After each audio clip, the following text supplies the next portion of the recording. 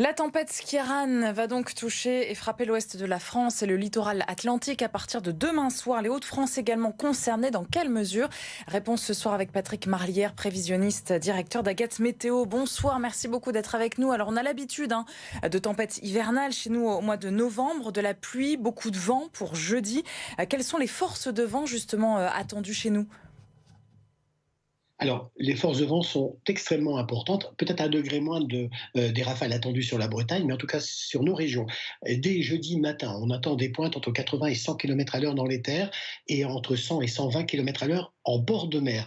Toute la journée, les vents vont souffler en rafale. Et le maximum attendu, c'est en fin de matinée jusqu'en milieu d'après-midi, donc entre 10 et 11 heures jusqu'à 16 heures, à la fois sur le bord de mer et dans les terres, où là, dans les terres, on va dépasser les 100 à 120 km à l'heure. Et en bord de mer, on attend près de 130 à 140 km à l'heure à Boulogne-sur-Mer, mais pendant 4 ou 5 heures, donc c'est extrêmement important. Et puis, près des caps, évidemment, on va dépasser largement les 150 à 160 km à l'heure. On sera sur les caps, pas loin des records. Alors justement, si on reste sur la côte et le littoral, les vagues pourraient dépasser les 10 mètres selon Météo France. On parle de submersion marine. Comment expliquer ce phénomène? Et est-ce que la particularité de cette tempête, elle est là justement dans ces vagues? Oui, et c'est effectivement, c'est vraiment tout le littoral français qui est concerné, hein. Toute la façade aquitaine, toute la façade atlantique, mais aussi le littoral de la Manche et de la mer du Nord. Alors, on doit cela évidemment à ce passage rapide de cette tempête avec des vents extrêmement violents, hein. On annonce des vents entre 130 et 150 km à l'heure tout le long de la Manche et de la mer du Nord. Et puis évidemment, donc ça va produire des coefficients de marée qui sont modérés par rapport aux jours précédents, mais qui sont encore importants. Donc, coefficient de marée, rafales de vent violentes, automatiquement, ça va donner donc dans ce flux de sud à sud-ouest des vagues et donc ce risque de submersion sur l'ensemble du littoral. Donc tout le monde sera touché, peut-être plus le littoral qui va de Boulogne-sur-Mer jusqu'au Touquet. Donc c'est là qu'il faudra se montrer extrêmement vigilant. Et puis on l'a vu le week-end dernier avec déjà des rafales de vent bien moindres, mais aussi de bonnes précipitations. Il y a eu des inondations, notamment autour du Cap Blanc-Nez, mais aussi à Berck. Donc, on n'est pas à l'abri de ces submersions marines. Donc, il faut redoubler de prudence, d'autant que les vents les plus forts sont attendus justement au moment de la marée haute. Donc, il faut redoubler de prudence. Il y a toujours un lien évidemment avec les marais. Quels sont les territoires justement où des risques d'inondation sont vraiment réels pour jeudi?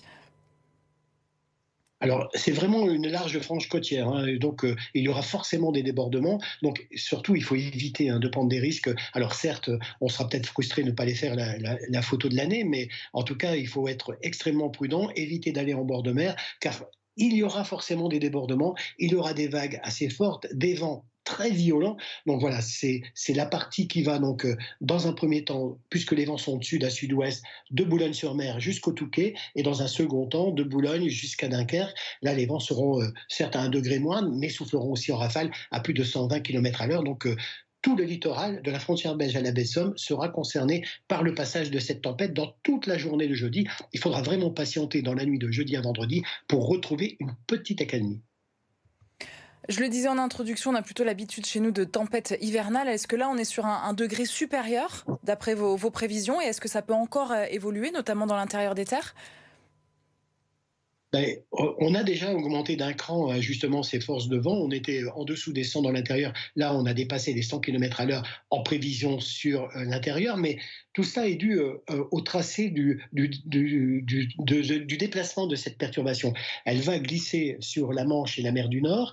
Elle entraîne avec elle donc ces vents extrêmement violents. Il suffit qu'elle remonte un peu plus au nord ou qu'elle descend un peu plus au sud pour que les départements concernés et impactés eh bien, changent. Donc ça pourrait descendre un peu plus sur la Vénois, qui sera peut-être un peu moins touchée. Mais si la dépression se décalait un petit peu vers le sud, cette fois, c'est vraiment l'ensemble des Hauts-de-France et même une partie du Grand Est qui serait touchée. Ces régions sont un peu à l'écart de cette forte dégradation. C'est vraiment toutes les régions qui vont de la Bretagne jusqu'au Nord-Pas-de-Calais. Un grand quart nord-ouest est touché, mais nos régions aussi, ainsi que la Normandie. Alors des conseils de bon sens, évidemment. Vous parliez de déplacement, notamment sur la plage, c'est évidemment fortement déconseillé. La SNCF aussi qui interrompt le trafic des TER jeudi, ça c'est plutôt quand même très inhabituel.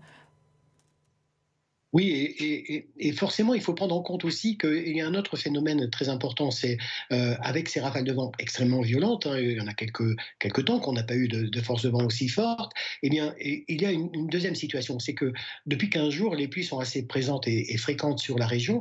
Alors évidemment, ça a humidifié les sols et les sols sont gorgés d'eau par endroits, donc ça fragilise aussi la souche des arbres, donc et ils seront d'autant plus sensibles à ces forces de vent extrêmement violentes. Et puis, évidemment, vu qu'il y a encore beaucoup de feuillage sur les arbres, vu cet été qui a été très tardif, eh bien, tout ça va accentuer le poids des branches et des feuilles, et donc forcément les rendre cassables plus facilement. Donc, ouais, ça va avoir aussi forcément un impact sur le réseau SNCF, mais évidemment, il fallait prendre des décisions, et je pense qu'elle est sage celle-ci. Et puis aussi, chacun chez soi doit prendre des décisions importantes.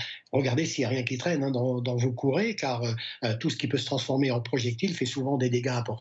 Ça impacte évidemment le monde de l'assurance, mais après derrière, Mm. évidemment, le monde Merci. des assurés. Merci beaucoup Patrick Marlière d'avoir été notre invité pour faire ce point, hein, sur cette tempête à venir. Merci.